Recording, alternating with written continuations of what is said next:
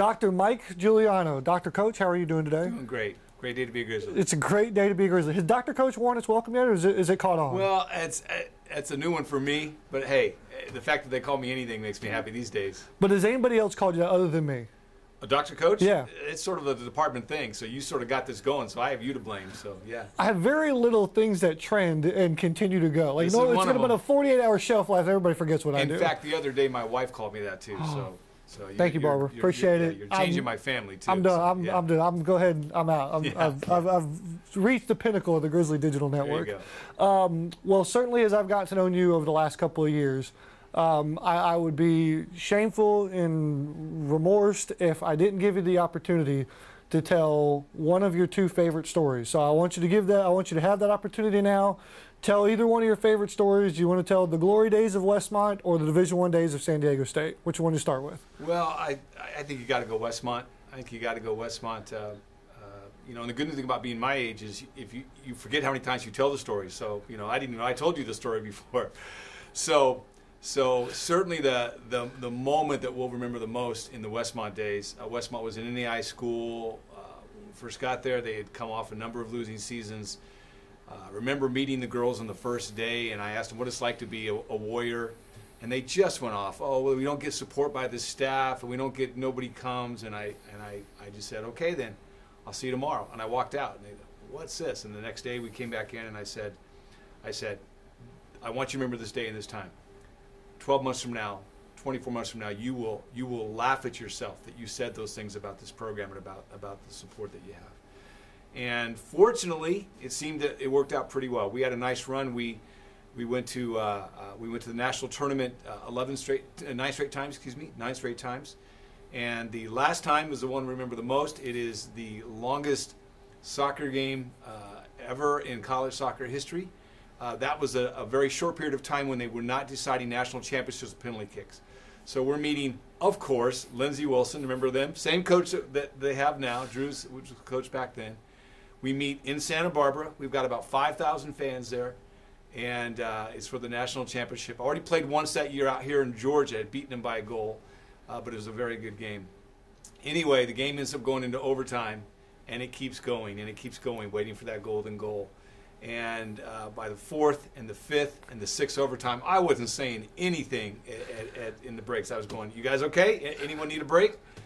And ironically, one of my top players had said right before the seventh overtime, Coach, I just need a little break. If I can have a little break, you know, then I can play in the next 15 overtimes.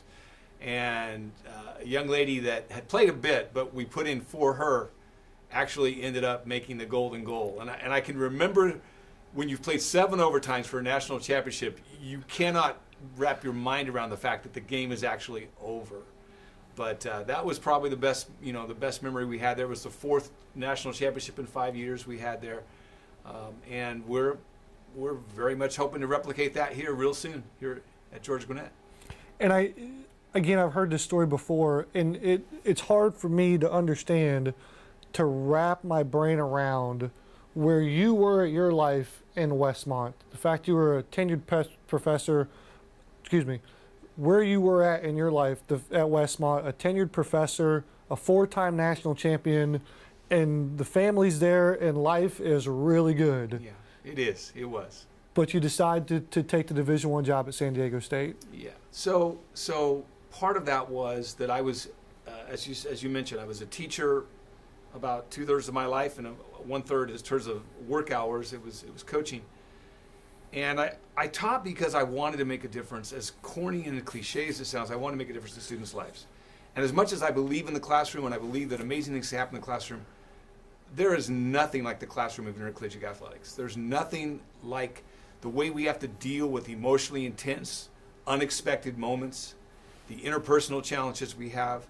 And so if I was really serious about changing lives in a really positive direction for the rest of their lives, then doing that full-time as a coach was just a better option. In San Diego, obviously, some schools allow that. I'm allowed to do that here, but back then it was very unusual, unless you were the biggest of the big schools, to have full-time coaches. And so San Diego State came along, Division I institution, and I knew I had to give that a shot. And so, yeah, it was a bit shocking. My my college president said, Mike, I believe you're the first college professor in history to get the rank of full professor, which brings a lot of perks like extra money and things like that, to get the rank of full professor and leave the teaching profession all in the same month. But I said, I'm not really leaving this teaching profession. I'm going to what I think is an even more dynamic teaching environment, which is the collegiate athletic world. So understandingly, from a personal standpoint, professionally, you wanted to challenge yourself and go down to San Diego State. But another decision you made cognitively was going from Wheaton to Atlanta in 2014. That's a completely different change in professor for a completely different priority structure. Talk about that. Yeah, it was. It is ironic, by the way, that both times I left, we were at the pinnacle of what we were trying to accomplish. So I'm a little nervous if this goes as planned, what will I be thinking then? I hope not. I think I'm a lifer here for the rest of the time. So we were at Wheaton, played for the NCAA National Championship in my 7th year there.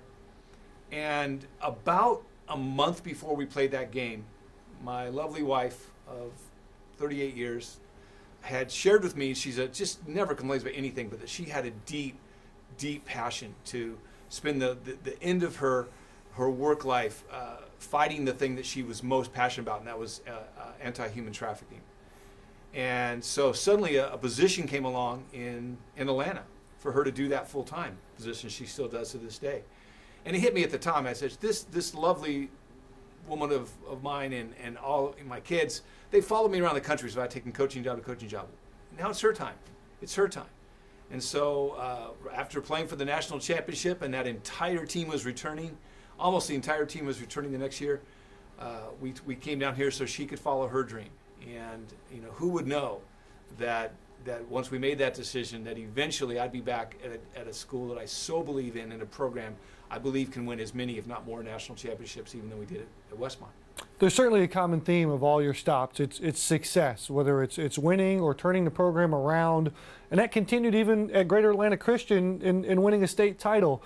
So you're a little bit different to Georgia Gwinnett was here, very young, very new, but you kind of had an outsider's perspective of GGC. What did you know about GGC back then, and how has it changed being on the inside? Well, the irony is something that so many people don't know is that my daughter was attending Wheaton when we moved here, and I actually talked to her long before this position came open about possibly transferring to Georgia Gwinnett, and I did so because what I believed back then is what I still believe now, that Georgia Gwinnett is pulling off something rather extraordinary.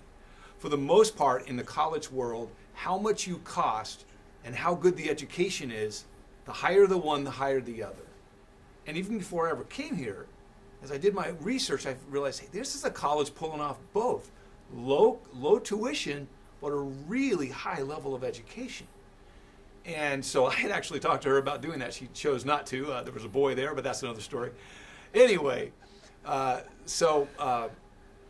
that's what I believed before I even came here, and it is what I still believe. And so when this came along, it wasn't just the fact that I'd love to get back into the college coaching world. I believed in this place. Now you add to the fact, a well-funded Division I quality athletic department, and then you add right outside one of the hottest cities in the country. Atlanta's a hot place to be right now, and you put all that together. I knew this is a once or twice in a lifetime opportunity, and the rest is history, as they say. Well, we got a little confession for you. I don't think I've ever told you this before, but, and I don't want to mislabel anybody in this room, either of us, but in a room full of 18 to 22-year-olds on your first day on the job here at GGC, the first thing I noticed, you brought more energy than anyone in that room. And it carries over to practice, it carries over to sideline on game day. And so I still, to my head today, scratch my head and go, what do you eat for breakfast? Yeah, well, I'm not a coffee drinker. I don't like the taste, so it's not caffeine. That is shocking. Yeah, it's not caffeine. My wife and many of my players said if I was on caffeine, that'd be criminal. I get the same thing. I get the same thing. Yeah. Honestly, so I get to Trinity, my first coaching job. And I was a teacher, I was a professor there first while I was getting my PhD. And as it turned out, I won't give any of the story, but I ended up being named the coach. Never having coached a day in my life, I'm now a college head coach. Young guy. And that first day, Matt, the first day of training, I can honestly tell you this. I knew I'd be doing this the rest of my life. I didn't know if the teaching would last forever, although I love the teaching environment as well. But I knew I'd be coaching the rest of my life. There's very few things in life, in my view, that have the combination of outrageously fun things to do and can make a serious difference in the lives of these student athletes as the chance to be a coach. And so I know it's, again, the answer, you're probably going to get from 90% of the people who seem to be energetic, but I just love what I do. And I do. And it's a blast. And so it's who I am. I'm a hyper guy. I'm not too much of a yeller and a screamer in terms of the anger part of coaching, but yeah, I'm the caffeinated guy that doesn't take much caffeine. That's true. So the first thing I noticed was your energy.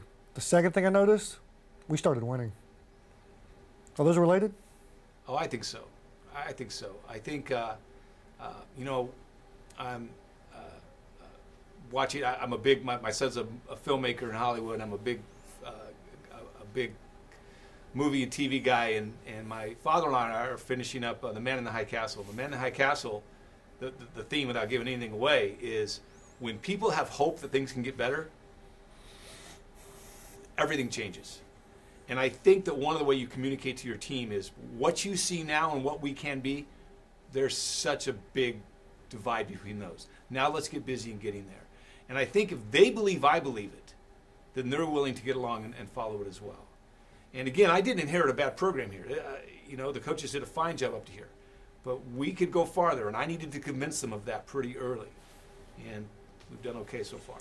No one has higher expectations for GDC women's soccer than you. So what does the future hold for the Grizzlies? Well, what it holds is that last season is a bit of a blimp in the trajectory. And while we made the second round of the national tournament, and 4 years ago that would have been wonderful, it was a disappointment to me. It was a disappointment to me in how we performed. Now, yes, we had 19 new players, and as it turned out, they played many times like 19 new players. But I didn't do the job that I should have done, and I don't think the players did the job that they should have done. We expect to end every season in Orange Beach, Alabama. And there is no successful season at Georgia Gwinnett that doesn't end in Orange Beach, Alabama, or wherever the national tournament will be in the future. And we expect to be one of the teams that say, well, here's the 4 or 5 teams that actually have a realistic chance of winning it. And we were talking about that going into last year. We don't talk about it right now. We got to get back to Orange Beach and establish that is our second home, that's where we go in November of every year. And we're hoping that that the season is there for us this fall, because we have a good side, and a side that I think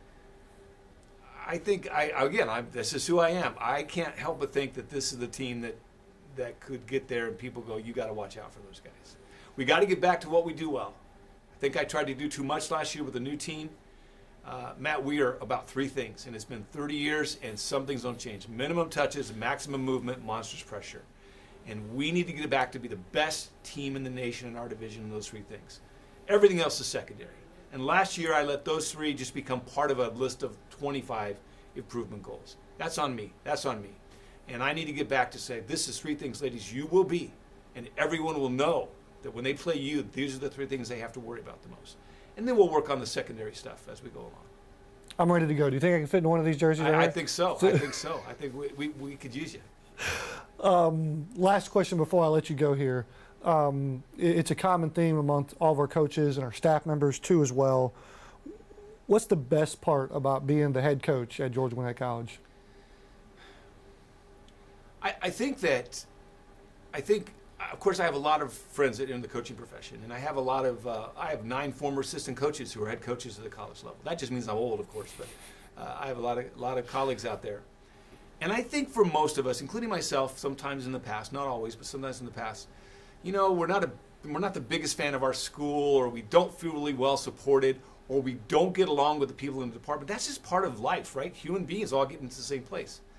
That I'm in a place that I get to hang out with people like you, and I mean that sincerely. I'm not just saying that, with you every day, talking college football or women's soccer, whatever it is. That I like and respect the people I work with. That I'm at a school that I truly believe educational justice is what this school is doing in this state. And I'm so honored to be part of that. And that I can wake up every morning and know that I have the resource to say, someone's got to win it this year. Why not us? That I can do all of that every single day, that's worth getting out of bed for right there. And that's why I love this place so much. And when you edit it, make sure you edit with that quote as last, all right? Because that gets them going right there. Yeah. Coach, thank you so much for being here. Greatly appreciate it. Thank you guys. Thanks for doing all this. Appreciate it. Job well done. Winner, winner.